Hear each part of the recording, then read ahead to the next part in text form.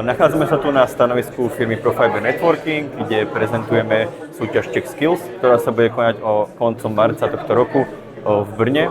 Jedná sa o súťaž stredných škôl, ktoré budú súťažiť v rôznych okruhoch. My tu taktiež na tomto podujatí prezentujeme všetky tieto jednotlivé okruhy.